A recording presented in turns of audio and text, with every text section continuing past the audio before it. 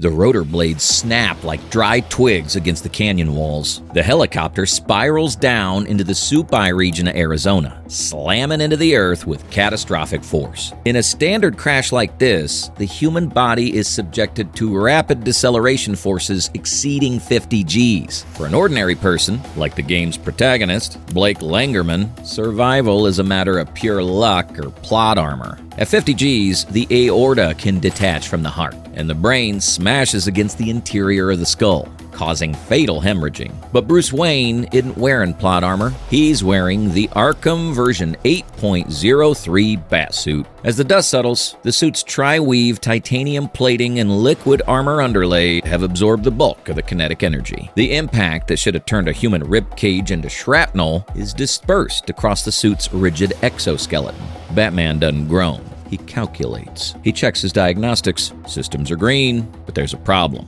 He taps his cowl to contact Oracle, but all he gets is static. The iron-rich geography and the mysterious interference of the region have severed his connection to Gotham. He is isolated miles from civilization, with no Batwing extraction and a limited gadget loadout. This isn't an urban jungle with infinite verticality. It's a horizontal rural nightmare. He pushes the twisted metal of the cockpit door aside and steps into the darkness.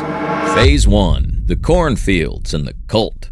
Batman activates detective mode. The world shifts into blue wire frames and heat signatures. Ahead of him lies the first major hurdle, the Cornfields. This environment forces a complete tactical shift. In Gotham, Batman relies on gargoyle stealth, using the Z-axis to stay above his enemies, dropping down only to strike. But here, there are no gargoyles, no skyscrapers, and no structural steel. The stealth is purely horizontal. He has to adapt to foliage stealth, a skill set he hadn't prioritized since his training with the League of Assassins. The cultists of the Temple Gate are patrolling with flashlights, hunting for intruders. The Batsuit's matte black finish is designed for the shadows of a metropolis, which makes him a stark silhouette against the brown and green palette of the Arizona desert during the day. However, at night, the suit's thermal dampening technology is his ace. These cultists rely on visual confirmation. They don't have thermal optics. If Batman stays low, moving in sync with the wind rustling the corn stalks, he is effectively a ghost. Suddenly, a flashlight beam cuts through the stalks. A cultist spots movement and lunges. He swings a rusted machete with wild desperation.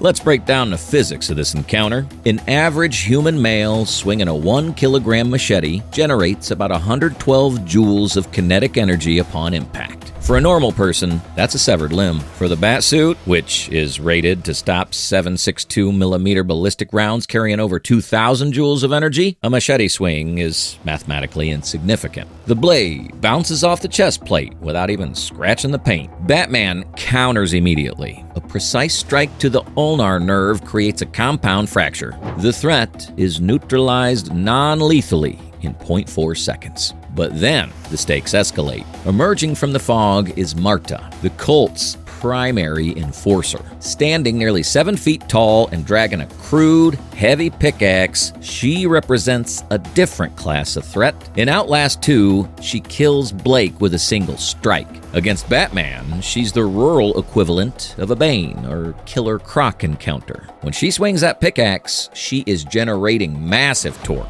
Here's where the physics get dangerous. While the Batsuit is splash-proof, it's not immune to momentum. Force equals mass times acceleration. A pickaxe concentrates all that force into tiny surface area. If Marta connects with Batman's cowl, the titanium might stop the spike from penetrating his brain, but the transfer of kinetic energy would still cause severe blunt force trauma, likely a grade 3 concussion. However, Batman's combat data is built on fighting enemies with superhuman strength. He recognizes the telegraphing of her attacks. He doesn't try to block. He evades. He uses her momentum against her, sidestepping the swing and tripping her into the mud. He aims his grapnel gun at a nearby barn to make a quick exit, but the claw tears right through the wood. The structures here are rotting timber, not reinforced concrete. The realization hits him. His traversal tools are compromised. He can't just fly away. He has to run. Despite the environmental disadvantages, the physical threats are unrefined and undisciplined. Phase 1 verdict. Survival rating S tier.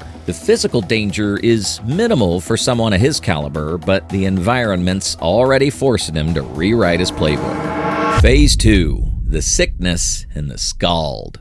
As Batman pushes deeper into the forest, the topography changes. The air grows heavy with the scent of decay. He has entered the territory of the Scalled, the cast-outs of the cult who are slowly rotting away from disease. In Outlast 2, the specific pathogen ravaging this population is never explicitly identified by a lab report, but the symptoms, lesions, madness, and severe disfigurement, strongly correlate with advanced tertiary syphilis and antibiotic-resistant gonorrhea. From a virological standpoint, this is a biological war zone. Syphilis is a spirochete bacterium. In its tertiary stage, it becomes neurosyphilis, physically eating away at the brain and nervous system. This explains the erratic, zombie-like behavior of the Scalled. For Blake Langermann, breathing this air and wading through their filth is a death sentence waiting to happen. For Batman, it's a hardware test. The Arkham suit is designed for urban chemical warfare, specifically to counter Scarecrow's fear toxin. The cowl features a fully sealed rebreather system with CBRN,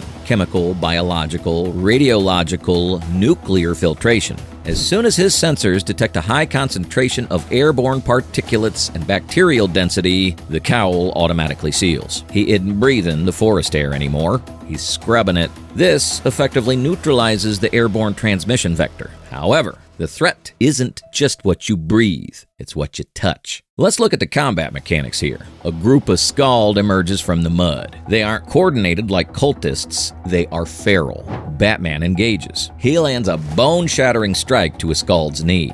In Gotham, a thug drops screaming. Here, the Scalled barely flinches. The disease has likely destroyed the dorsal root ganglia, the pathway for pain signals to the brain. They are effectively chemically lobotomized. This forces Batman to adjust his combat doctrine immediately. Pain compliance is useless. Intimidation is useless. You can't scare a man whose brain is half-eaten by bacteria. Batman switches to Titan-style tactics. Mechanics he learned fighting Joker's chemically enhanced brutes in Arkham Asylum. He stops striking to hurt and starts striking to disable. He has to rely on pure kinetics to shut down their motor functions. He dislocates shoulders, snaps tendons, and uses chokeholds to cut off blood flow to the brain. It's brutal, efficient engineering applied to the human body. But during the melee, a jagged, rusted piece of corrugated metal snags the mesh underlayer of his suit near the elbow, a weak point in the armor meant for flexibility. It's a minor tear, barely a scratch on his skin. But in this environment, that is a critical breach. The Scalled camp is a septic tank. The soil is loaded with Clostridium tetani and Staphylococcus aureus. If those bacteria enter his bloodstream, the clock starts ticking on sepsis. Sepsis is the body's extreme response to an infection, leading to tissue damage and organ failure. Without antibiotics, septic shock can set in within 12 to 24 hours. Batman knows this. He immediately cauterizes the wound, using a heated gadget tip or applies a quick clot gel from his belt. His immune system is peak human, bolstered by years of exposure to Joker's toxins and Ivy's spores. But biology is biology. He's now fighting a war on two fronts, the external enemy and the microscopic one. He clears the camp, leaving a pile of unconscious, diseased bodies in his wake. He checks his vitals. Heart rate steady, no fever. The filtration held against the worst of it. Phase 2 verdict, survival rating, A tier. The biological threat is high, and the enemies are relentless sponges for damage. But Batman's immunology and suit filtration keep him in the fight. Phase 3, the lake, the mines, and the heretics. Batman leaves the septic decay of the Scalled camp and reaches the shore of the lake. This presents a massive environmental shift. In Outlast 2, Blake navigates this section on a makeshift raft, helpless against the currents. For Batman, the water is a lethal variable, but not for the reasons you might think. It comes down to buoyancy physics. The Arkham Batsuit is a marvel of engineering, but it is heavy. Between the titanium plating, the liquid armor layer, the utility belt, and the gadget loadout, Batman's carrying approximately 50 to 60 pounds of extra weight. In water, that mass is an anchor. If he falls in, he isn't just swimming. He's fighting a losing battle against gravity. Furthermore, the cape, which creates lift during a glide, becomes a massive liability when submerged. It increases the drag coefficient exponentially. If the current catches the cape, it acts like a parachute in reverse, dragging him under. He cannot risk swimming. He commandeers the raft, using the bat claw to mechanically winch himself across the water, turning a passive drift into a controlled traversal. Across the lake, he descends into the mines to face the heretics, Val's faction. These enemies are distinct from the cultists. They are covered in mud, agile, and thrive in the dark. The environment here is claustrophobic. The tunnels are narrow, often less than 5 feet wide. This nullifies the wide, sweeping strikes Batman often uses in open combat. He has to switch to close quarters combat, CQC discipline, relying on elbows, knees, and linear strikes. The mines, however, offer a tactical advantage the Cornfields lacked: rock. The walls here are solid stone, meaning the grapnel gun is viable again. He can ascend vertical shafts, bypassing entire sections of the patrol routes. But he has to be careful. The structural integrity of these 100-year-old mine shafts is questionable. The kinetic force of the grapnel hook impacting the rock could trigger a collapse. He has to use his detective mode to scan for load-bearing strata before firing, turning traversal into a high-stakes geology puzzle. Now, let's address the elephant in the room, the crucifixion scene. In the game, Blake is captured and crucified through the palms. It is highly unlikely the heretics could subdue Batman long enough to do this, but for the sake of the case file, let's assume he's captured. Could he survive it? Anatomy tells us yes, but the cost is excruciating. A nail driven through the palm typically passes the metacarpal bones. The real danger is the median nerve. Severing it causes permanent loss of thumb function and intense burning pain. However, if the nail misses the nerve, the injury is mechanical. Escaping requires him to pull his hands free. This involves tearing the soft tissue and potentially fracturing the metacarpals against the nail head. This is where Batman's training in Arkham City becomes relevant. During the demon trials, he endured immense physical pain while his body was shutting down. Batman possesses the ability to compartmentalize pain signals. He would have to manually dislocate his own thumbs to narrow the hand structure, then use the leverage of his legs to rip his hands off the spikes. The blood loss would be significant, but the suit's gauntlets are equipped to apply localized pressure. He would wrap the wounds, adrenaline acting as a temporary anesthetic, and continue the mission. The heretics aren't fighting a man, they're fighting a force of nature that just ripped itself off a cross. Phase 3 verdict, survival rating A tier. The environmental hazards of deep water and unstable caves pose a greater threat than the enemies, but his technical skills mitigate the worst of it. Phase 4, the tower and the psychosis. By the time Batman reaches the transmission site, the environment is no longer behaving according to normal sensory rules. The sky hasn't literally changed color, but his perception of it has. Depth feels wrong. Distances stretch and collapse. Sounds arrive half a second too late. This isn't mysticism, this is neurological overload. There is no morphogenic engine here. What Murkoff built around Temple Gate is something far less elegant and far more dangerous. A network of high-power radio and microwave transmission towers designed to destabilize the human brain through prolonged electromagnetic exposure. The goal wasn't control, it was collapse. The cult, the false pregnancies, the religious extremism, none of it was orchestrated behavior. It was what happened when a population's cognitive filters failed under sustained neurological stress. From a scientific standpoint, the towers don't insert hallucinations. They interfere with the brain's ability to regulate perception. The thalamus, the sensory gatekeeper, begins misrouting signals. The temporal lobe destabilizes. REM sleep mechanisms bleed into wakefulness. The result is a waking dream logic. Reality doesn't disappear, it stops being prioritized. For Blake Langermann, this manifested as his childhood trauma surrounding Jessica. The school, the hallways, the sense of guilt looping endlessly. The signal didn't choose those memories, his brain did.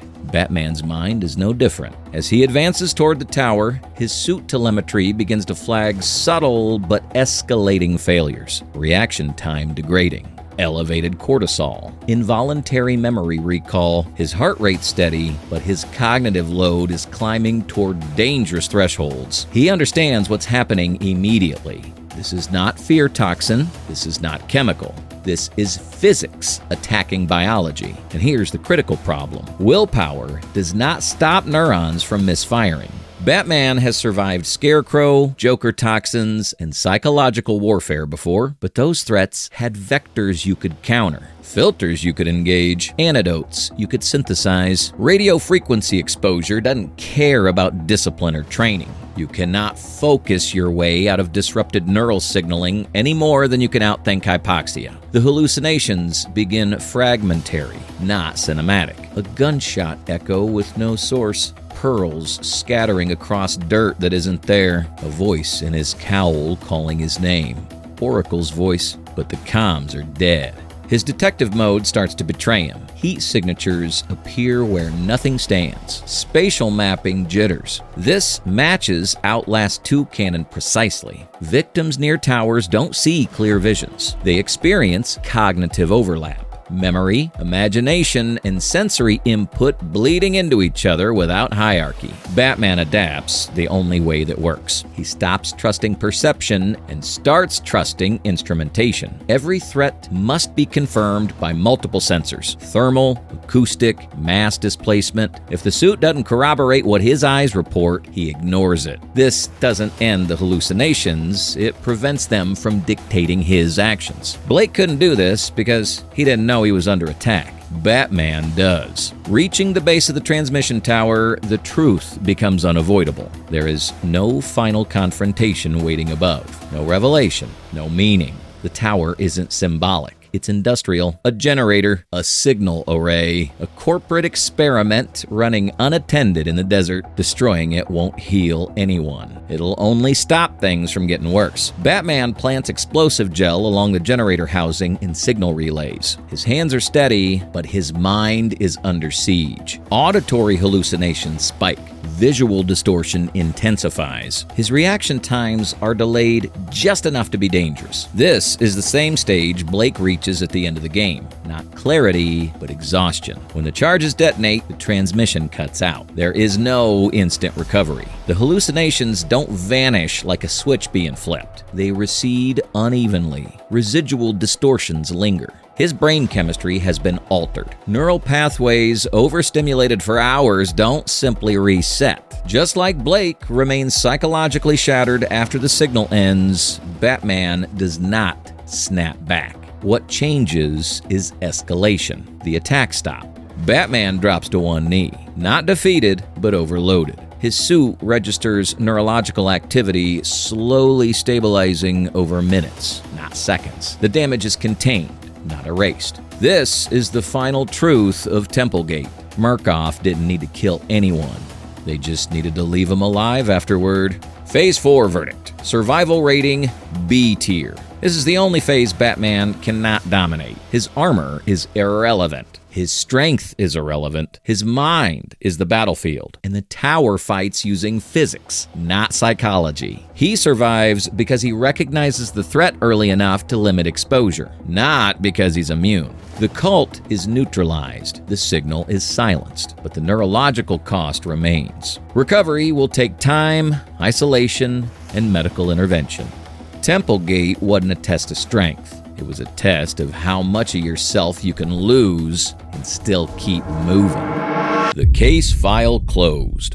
Ultimately, Templegate's physical threats are negligible against the Arkham suit. The cultists and heretics are uncoordinated militia against a tactical genius. However, the environmental hazards and the neuro-altering morphogenic signal push Bruce Wayne to his absolute physiological limit. While Blake Langermann spent days merely surviving, Batman likely neutralizes the entire cult and destroys the tower within 12 hours. The final case file rating is a survival probability of 98%, though the psychological scarring from the signal would require months of intensive mental recovery. The mission is a tactical success. Now, we need your input for the next deployment. Should we drop the Dark Knight into the biological horror of Resident Evil Village or the psychological purgatory of Silent Hill? Leave your vote in the comments. As the dust settles over the Arizona desert, the Batwing's engines roar overhead, dropping a cable to extract the detective from the rural nightmare.